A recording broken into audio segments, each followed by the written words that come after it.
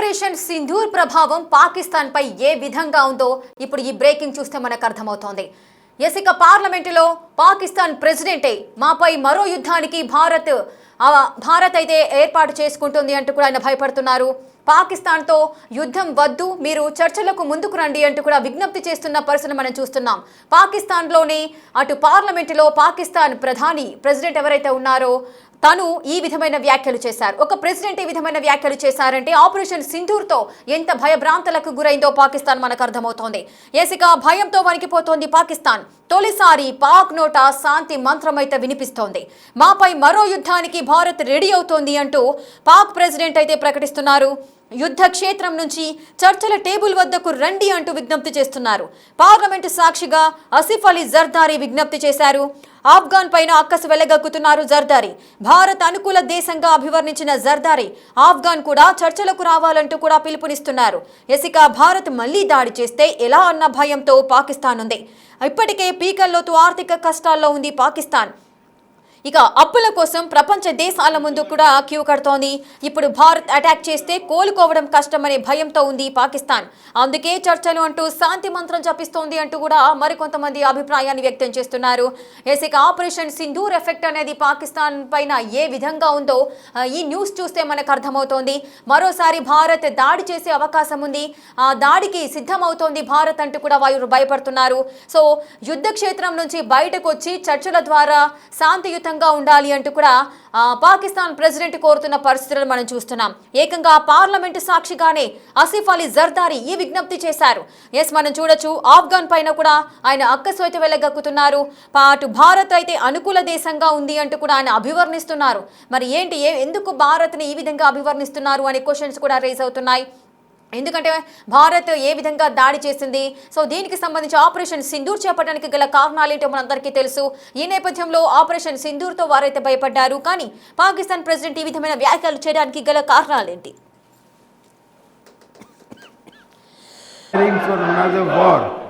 As a lifelong advocate of regional peace, I would not recommend it.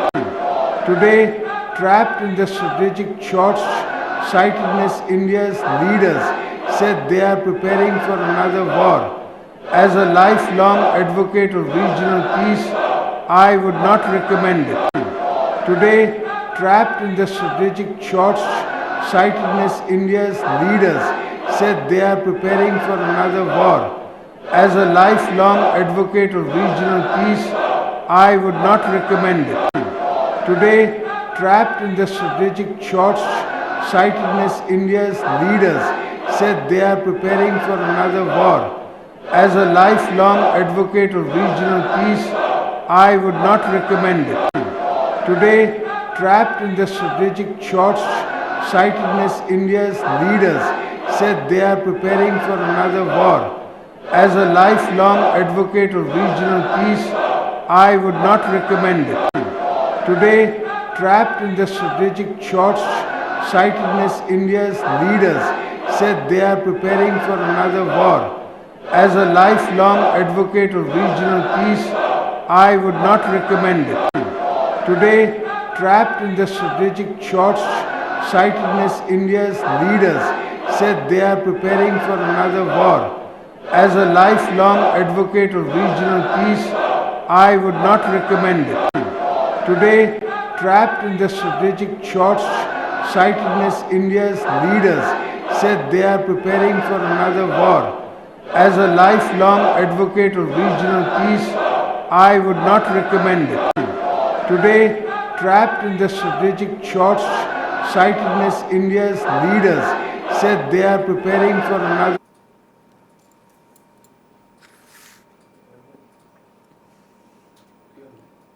ఇక తొలిసారి పాకిస్తాన్ నోట శాంతి మంత్రం వినిపిస్తోంది. ఏంటి, ఉన్నట్టుండిగా పాకిస్తాన్ శాంతి మంత్రాన్ని జపించడానికి గల కారణాలేంటి?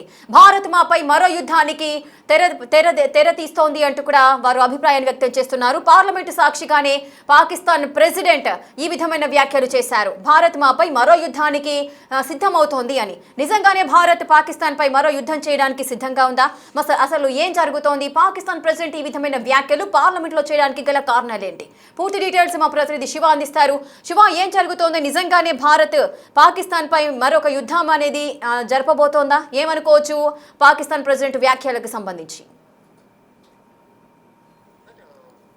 ఇప్పుడు పాకిస్తాన్ గత కొంతకాలంగా కూడా అంతర్యుద్ధాన్ని ఎదుర్కొంటుంది. ఈ ఒకవైపు బలిస్ లిబరేషన్ ఆర్మీ, మరోవైపు పాకిస్తాన్ ఆఫ్ఘనిస్తాన్ కి సంబంధించిన తాలిబాన్లు ఇద్దరు కూడా రెండు వైపులా ఉక్కిరి బిక్కిరి ఆడకుండా పాకిస్తాన్ పైన దాడి చేస్తున్నారు. ఇప్పుడు దానిలో భాగంగా వారిపై దాడి చేయలేక వారి వెనుక భారత్ ఉంది అనేది ఒక నెపం అయితే పెడుతుంది. ప్రపంచం ముందు తీసుకువెళ్లేందుకు ప్రపంచం ముందు దోషిగా భారత్ చూపించే విధంగా కూడా ప్రయత్నాలు చేస్తుంది. దానిలో భాగంగా గతంలో ఏదైతే ఆపరేషన్ సింధూర్ సమయంలో బలిస్ లిబరేషన్ ఆర్మీ పశ్చిమాసియా నుంచి, పశ్చిమ దిశ నుంచి మేము మీకు సపోర్ట్ చేస్తామంటే గతంలో లేఖ రాసింది. తర్వాత ఇటు గత కొంతకాలం దశాబ్ద కాలంగా కూడా బలూచిస్తాన్ అనే ఒక దేశాన్ని మాకు స్వతంత్రంగా ప్రకటించాలంటే కూడా వారు ప్రయత్నాలు చేస్తున్నారు. దానికి సంబంధించి వారు ఒప్పుకోకపోవడంతోనే పాకిస్తాన్ ఆర్మీ పైన, పాకిస్తాన్ ప్రభుత్వం పైన వ్యతిరేకత వ్యక్తం చేస్తూ బలూచ్ లిబరేషన్ ఆర్మీ దాడులు చేస్తుంది. తర్వాత తెహ్రీక్ తాలిబాన్ వీరు కూడా సరిహద్దు వివాదం కొనసాగుతుంది పాకిస్తాన్ కు, ఆఫ్ఘనిస్తాన్ కు. ఈ నేపథ్యంలో వారు కూడా దాడులు చేస్తున్నారు. అయితే ఇప్పుడు ఈ సందర్భంలో తొలిసారి పాక్ మాత్రం శాంతి మంత్రాన్ని ఎత్తుకుంటుంది. మాపై మరో యుద్ధానికి భారత్ రెడీ అవుతుందంటూ కూడా పాక్ ప్రెసిడెంట్ ఒక ప్రకటన విడుదల చేశారు. అంటే యుద్ధ క్షేత్రం నుంచి చర్చల టేబుల్ వద్దకు రండి అంటూ కూడా పిలుపునిస్తున్నారు. ఇక పార్లమెంట్ సాక్షిగా ఇటు పాకిస్తాన్ అధ్యక్షుడు ఆసిఫ్ అలీ జర్దారీ ఒక పిలుపునిచ్చారు. ఆఫ్ఘన్ పైన అక్కసు వెలగక్కారు జర్దారీ. ఇక భారత్ అనుకూల దేశంగా జర్దారీ ఆఫ్ఘనిస్తాన్ ను అభివర్ణించారు. ఇక ఆఫ్ఘాన్ కూడా చర్చలకు రావాలని కూడా పిలుపునిస్తున్నారు. అంటే పాకిస్తాన్ పైన దాడి చేస్తున్న నేపథ్యంలో ఇటు ఆఫ్ఘనిస్తాన్ ని ఎదుర్కోలేక గతంలోనే ఆపరేషన్ సింధూర్ సమయంలోనే ఆర్థికంగా పాకిస్తాన్ కుదేలైపోయింది. వాళ్ళు దాడి చేయలేక, యుద్ధం చేయలేక కాలబేరానికి వచ్చి కార్గిల్ విరమణ ఒప్పందానికి ఒప్పుకున్నారు. కానీ ఏదో ఒక చోట భారత్ పైన దాడి చేయాలని ఏదో ఒక చోట ఉగ్రదాడికి కుట్ర చేస్తున్నారు. ఆ కుట్రలు చాలా భక్తులు చేసింది భారత ప్రభుత్వం, భారత సైన్యం. కానీ ఏదో ఒక చోట ప్రాణ నష్టం జరిగేలా కూడా వాళ్ళు దాడులు చేస్తున్నారు. దానిలో భాగంగానే ఇటు ఇటీవల రెడ్ ఫోర్ట్ వద్ద జరిగిన దాడి కానీ, ఆ తర్వాత కొన్ని ప్లాన్ చేసినప్పటికీ కూడా ఆ ప్లాన్స్ అన్ని కూడా భగ్నమయ్యాయి. అయితే ఇప్పుడు ప్రజెంట్ సిచ్యువేషన్ లో వారి దాడిని ఎదుర్కోలేక ఆఫ్ఘనిస్తాన్ చేస్తున్న దాడి కానీ, మరోవైపు బలూచ్ లిబరేషన్ ఆర్మీ చేస్తున్న దాడులు కానీ, ఈ రెండు దాడులను ఎదుర్కోలేక వారిద్దరి వెనుక భారత్ ఉంది. భారత్ మరియు యుద్ధానికి సిద్ధమవుతుంది. ఏదో విధంగా మాపై దాడి చేయాలని చూస్తుంది. ప్రత్యక్షంగా కాకపోయినా పరోక్షంగా ఇతర దేశాల నుంచి మా మీద దండయాత్ర చేపిస్తున్నాయని ఈ ప్రధానంగా పాకిస్తాన్ భయపడటం. దానిలో భాగంగానే పాకిస్తాన్ పార్లమెంట్ వేదికగా జర్దారీ కొన్ని కీలక వ్యాఖ్యలు చేశారు. ఇక ఇప్పటికే బేకలతో ఆర్థిక కష్టాల్లో పాకిస్తాన్ ఉంది. అప్పుల కోసం ప్రపంచ దేశాల ముందు కీపడుతోంది. ఇప్పుడు భారత్ అటాక్ చేస్తే కోలుకోవడం కష్టమని భయంతోనే పాకిస్తాన్ ఉన్న నేపథ్యంలోనే అందుకని చర్చలకు రావాలని కూడా శాంతి మంత్రం ఎత్తుకుంటుంది. అంటే ప్రధానంగా చూసుకుంటే భారతే వెనుకుంటే ఈ రెండు దేశాలతో మాపై దాడి చేపిస్తున్నాయనేది ప్రధానంగా పాకిస్తాన్ భావిస్తుంది. దానిలో భాగంగానే ఇప్పుడు శాంతి చర్చలకు పిలుపునిస్తూ ఉన్నారు. అంటే ఒకవైపు శాంతి చర్చలు అంటూనే ఇటు పాకిస్తాన్ ఉగ్రవాదులు చొరబాట్లకు ప్రయత్నిస్తున్నారు. జమ్మూ కాశ్మీర్ కానీ, బండిపుర బోర్డర్ ఏదైతుందో అక్కడ అనంతనాగ్ జిల్లాలోను చుట్టుపక్కల ప్రాంతాల్లో వారు జమ్మూ కాశ్మీర్ లోకి పాకిస్తాన్ బోర్డర్ నుంచి రావడం, అక్కడ నుంచి ఏదో విధంగా కుట్రలు పనడం, స్లీపర్ సెల్స్ ఏర్పాటు చేసుకోవడం, ఏదో విధంగా భారత్ నష్టం చేకూర్చాలని ప్రణాళిక వైపు చేస్తూనే మన శాంతి మంత్రం ఎత్తుకుంటున్నారు. దానిలో భాగంగా ఇప్పుడు భారత్ ఇటువంటి రియాక్షన్ ఉంటుంది భారత్ నుంచి ఎదుర్కోవాల్సింది. కానీ పార్లమెంట్ వేదికగా, పాకిస్తాన్ పార్లమెంట్ వేదికగా జర్దారీ ఈ వ్యాఖ్యలు చేసిన నేపథ్యంలో ఇటు భారత ప్రభుత్వం ఏ విధంగా స్పందిస్తుందో చూడాల్సింది. కానీ భారత్ మరో యుద్ధానికి రెడీ అవుతోంది అనేది ప్రధానంగా వ్యాఖ్యలు చేసే నేపథ్యంలో కూడా ఖండించాల్సిన పరిస్థితి ఉంది. శివ, ఒకవైపేమో భారత్ మరోసారి యుద్ధానికి సిద్ధమవుతోంది అంటూ వ్యాఖ్యలు చేస్తున్నారు. మరోవైపు దాయాది దేశం పైన ఇంత అనుకూల వ్యాఖ్యలు చేయడాన్ని ఏ విధంగా చూడొచ్చు? అంటే భారత్ అనుకూల దేశం అని మరొక వైపు అంటున్నారు, మరోవైపు యుద్ధానికి సిద్ధమవుతోందని వ్యాఖ్యానిస్తున్నారు. అంటే ఈ ద్వంద్వ వైఖరిని ఏ విధంగా అర్థం చేసుకోవచ్చు? దీంట్లో ఏదైనా అంతరార్థం ఉంది అనుకోవచ్చా? ఒకవైపు శాంతి చర్చల పేరుతోనే వారు చర్చలు జరపడానికి సిద్ధమవుతున్నాయి. మరోవైపు ఏ విధంగా దెబ్బకొట్టాలని వ్యూహాలతో కూడా ముందుకు వెళ్లేందుకు పాకిస్తాన్ ప్రయత్నాలు చేస్తుంది. దానిలో భాగంగానే వ్యూహాత్మకంగా ఇటు మొదటి నుంచి కూడా చూస్తున్నాం. ద్వంద్వ వైఖరిని ప్రదర్శిస్తూ వంకరని వారు చూపిస్తున్నారు. ప్రతి సందర్భంలో కూడా ఏదో విధంగా దాడి చేయాలి, భారత్ పై నెబనెట్టాలి, భారత్ పైన ఏదో విధంగా అంటే ఈ బలూచ్ లిబరేషన్ ఆర్మీ కానీ, మరోవైపు తెహ్రీక్ తాలిబాన్, అది ఆఫ్ఘనిస్తాన్ సంబంధించిన తాలిబాన్లు కానీ చేసే దాడి వెనుక భారత్ ఉంది అనేది ఈ పార్లమెంట్ వేదికగా చెప్పడం ద్వారా అంటే ప్రపంచానికి తెలుస్తుంది. ప్రపంచానికి ముందు ఏదో విధంగా భారత్ ను దోషిగా నిలబెట్టాలి, ఏదో విధంగా నింద వేయాలి అనేది ప్రధానంగా భావిస్తున్నట్లుగా కూడా ఈ నిపుణులు కూడా, రక్షణ రంగ నిపుణులు కానీ, ఇటు భారత్ సంబంధించిన కేంద్ర మంత్రులకు సంబంధించి అనుచర వర్గం కానీ ప్రధానంగా దీనికి సంబంధించి అధికారులు కూడా చెప్తూ ఉన్నారు.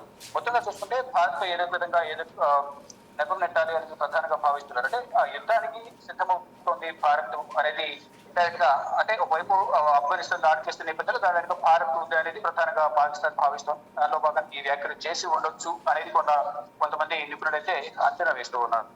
Right, thank you Shiva, thanks for the details. Right, ఇక పాకిస్తాన్ అయితే వణికిపోతోంది అని చెప్పుకోవచ్చు. ఒక పాక్ నోట తొలిసారి శాంతి మంత్రం అయితే వినిపిస్తోంది. మాపై మరో యుద్ధానికి భారత్ రెడీ అవుతోంది అంటూ కూడా పాక్ ప్రెసిడెంట్ అయితే ప్రకటించారు. యుద్ధ క్షేత్రం నుంచి చర్చల టేబుల్ వద్దకు రండి అంటూ పార్లమెంటు సాక్షిగా ఆసిఫ్ అలీ జర్దారీ విజ్ఞప్తి చేస్తున్నారు. ఆఫ్ఘన్ పైన అక్కసు వెలగక్కుతున్నారు జర్దారీ పార్లమెంటు సాక్షిగానే. అటు భారత్ అనుకూల దేశం అంటూ ఒకవైపు, అదేవిధంగా భారత్ మరో యుద్ధానికి దారి తీస్తోంది అంటూ కూడా మరొక వైపు, ఈ విధమైన ద్వంద్వ వైఖరితో పాకిస్తాన్ ప్రెసిడెంట్ పార్లమెంటు సాక్షిగా ఈ విధమైన వ్యాఖ్యలు చేశారు. మరి ఏం జరగబోతోంది అంటూ కూడా చర్చలైతే జరుగుతున్నాయి. అటు ఆఫ్ఘన్ కూడా చర్చలకు రావాలి, అదేవిధంగా భారత్ అనుకూల దేశంగా అని అభివర్ణిస్తున్నారు. భారత్ మళ్లీ దాడి చేస్తే పరిస్థితి ఏంటి అనే కోణంలో వారంతా ఆందోళన చెందుతున్నట్టుగా కనిపిస్తోంది. ఇప్పటికే పాకిస్తాన్ అయితే పీకల్లోతు ఆర్థిక కష్టాల్లో అయితే ఉంది. అటు అప్పుల కోసం ప్రపంచ దేశాల చుట్టూ కూడా తిరుగుతూ క్యూ కడుతున్న పరిస్థితులు నెలకొన్నాయి. ఇప్పుడు భారత్ ఒకవేళ అటాక్ చేస్తే కష్టం అనే భావనలో కూడా పాకిస్తాన్ ఉన్నట్టుగా మనకు కనిపిస్తోంది. మరి ఏం జరగబోతోంది అన్న కోణంలో విశ్లేషకులు అయితే ఆలోచిస్తున్న పరిస్థితి నెలకొంటున్నాయి. ఒకవైపు భారత్ మాపై మరో యుద్ధానికి సిద్ధమవుతోంది అని వ్యాఖ్యానించడం, మరోవైపు భారత్ అనుకూల దేశం ఆఫ్ఘన్ కూడా చర్చలకు రావాలి అంటూ కూడా ఆఫ్ఘనిస్తాన్ కూడా చర్చలకు పిలవడం, యుద్ధ క్షేత్రం నుంచి చర్చల వద్దకు రండి అంటూ కూడా విజ్ఞప్తులు చేయడము ఏ విధంగా చూడొచ్చు అనేది కూడా చాలా మంది మదిని తోలుస్తున్న ప్రశ్న ఇది. సో ఈ ద్వంద్వ వైఖరికి సంబంధించి కూడా అనేక ప్రశ్నలు లేవనెత్తుతున్నాయి. మరి ఏం జరగబోతోంది అనేది చూడాలి. Short-sightedness, India's leaders said they are preparing for another war. As a lifelong advocate of regional peace, I would not recommend it. Today, trapped in the strategic short-sightedness, India's leaders said they are preparing for another war. As a lifelong advocate of regional